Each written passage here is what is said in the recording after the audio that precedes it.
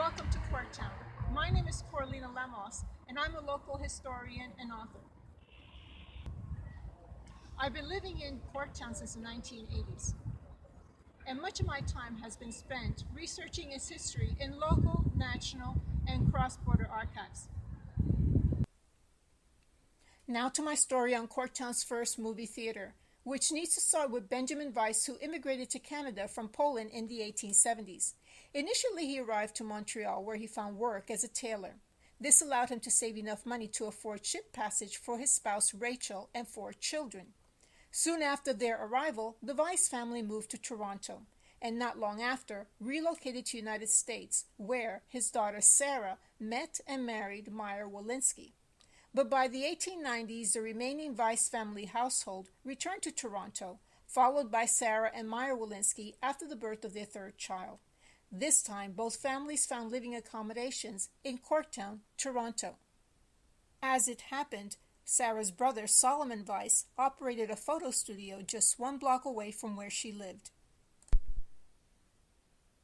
Meyer and Sarah's firstborn was a son they named Abraham Isaac. In adulthood, he went on to become a prominent urologist, who many referred to as Dr. A.I. Willinsky. During the time his parents lived in Corktown, Abraham attended Sackville Public School.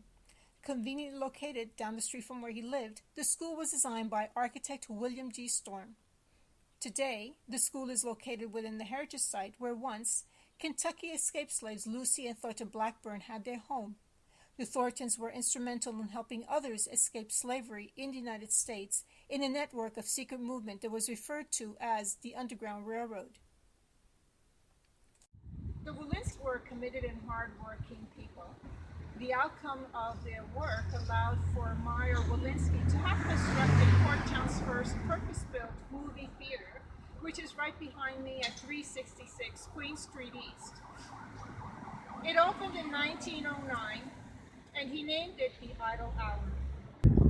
When the Idle Hour opened, there were around 33 movie picture theaters in Toronto, classified as amusement places. But that number soon increased as the popularity as going to the movies did. I also want to mention that a few doors farther west, Sarah operated her own storefront where she specialized in ladies' hats and apparel. Thus, essentially, both husband and spouse contributed greatly to the business street life of Queen Street East. Mr. Willinsky operated the Idle Hour up until 1918. Likely affected by the Spanish flu, the theater remained vacant for a few years. The movie house was then leased, allowing it to operate under new management. But unfortunately, that did not last for very long. In the latter part of the 1920s, during the theater's second vacancy, the property was sold, and its operations as a movie theater ended. The film you just viewed was filmed in 2020, yet a year later, Toronto still finds itself in a lockdown due to the pandemic. However, there are some interesting updates that I do want to point out.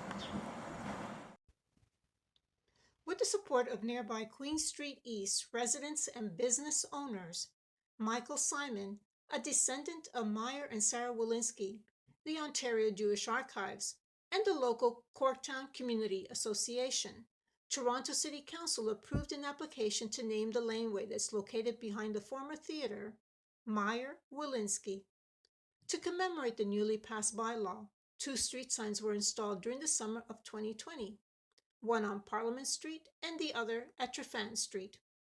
Yet, there is one item that continues to wait on the desks of preservation staff at the City of Toronto, and that is to pass and allow the application to designate this property heritage-worthy, thus prompting the possibility of a sequel to this story